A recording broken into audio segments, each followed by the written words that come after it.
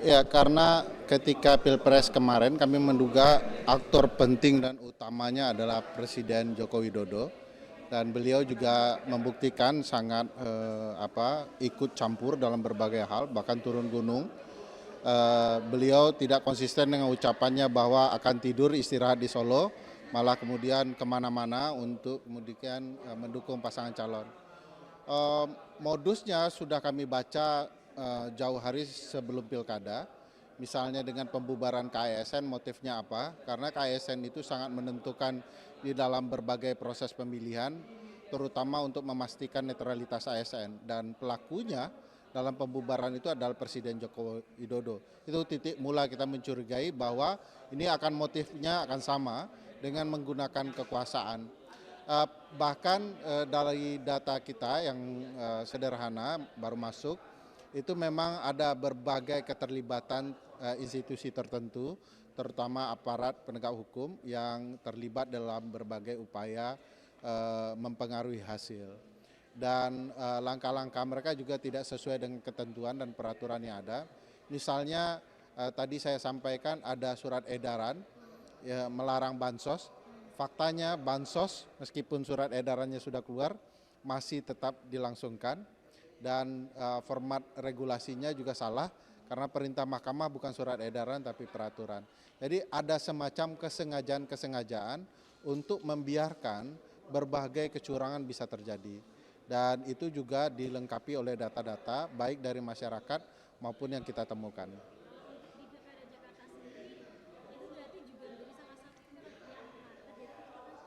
Ya, penjabat gubernur yang baru yang ditunjuk oleh Presiden Joko Widodo melakukan satu kebijakan yang cukup penting, signifikan, yaitu mengganti 12 camat di kota Jakarta. Dan 12 camat itu akan mampu mengelola daftar pemilih tetap sejumlah 1,5 juta. Padahal menurut peraturan pergantian pejabat seperti camat dilarang 6 bulan sebelum hari H dan setelah 6 bulan setelah hari H. Berarti ada pelanggaran hukum yang diabaikan, dibiarkan dan dianggap sebagai modus untuk kecurangan bisa dilakukan. Mas, ini tadi kan juga sempat disampaikan salah satunya ada terkait dengan adanya parcok. Hmm. Sempat ya memang beberapa akhir ini jadi high lagi. Ini Hmm. gimana pesan kalau dari Mas? Ya, ada beberapa data di beberapa daerah, saya tidak bisa terbuka terlalu detail ya.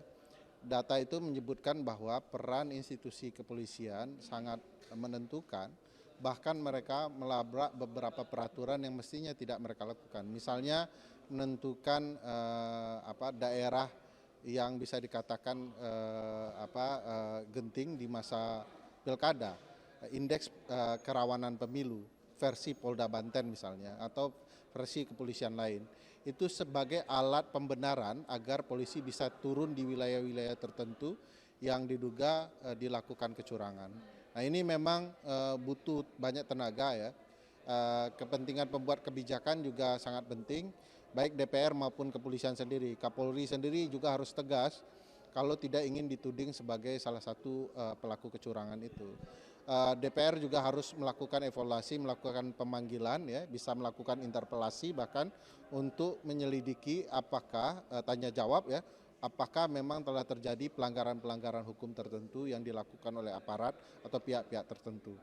Ya, ini ceritanya bisa panjang, bisa cerita soal penentuan penjabat gubernur di beberapa daerah tertentu, pergantian pejabat di tempat tertentu, peran kepala dinas, kepala desa, pengeluaran bansos belum kita ceritakan. Misalnya di daerah tertentu yang ada kebun sawitnya, itu akan keluar dana bantuan plasma yang merupakan hak petani tetapi dikucurkan menjelang hari H. Bansos juga begitu, ada kemudian berbagai hal yang muncul termasuk juga goodie bag ajaib yang muncul yang kita pikir itu akan mempengaruhi para pemilih dan itu tidak dibenarkan. Di dalam konsep pemilu sebenarnya aturan main itu sudah sangat clear, seluruh keberpihakan dilarang karena itu tidak fair, tidak adil dalam penyelenggaraan pemilu.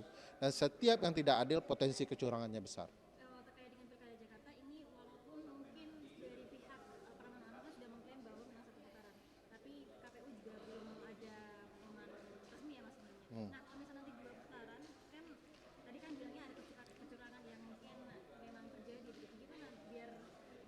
Ya, tentu pihak yang menang wajib waspada ya karena kekuasaan yang ada di pihak lainnya akan cenderung bisa digunakan. Indikasinya menarik misalnya dengan 50,7% pemilih sebenarnya sudah sangat aman gitu ya. Nah, sekarang kalau digabungkan pemilih 1 dan 2 begitu ya, itu belum sampai 50%. Tapi begitu dinyatakan ingin 2 putaran, semua pendukung kecurangan gembira begitu ya.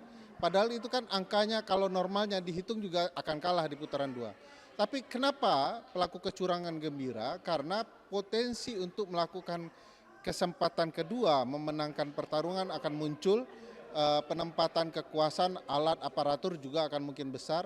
Bahkan bukan tidak mungkin ini akan menjadi fokus mereka untuk menggagalkan kemenangan kelompok tertentu di Jakarta.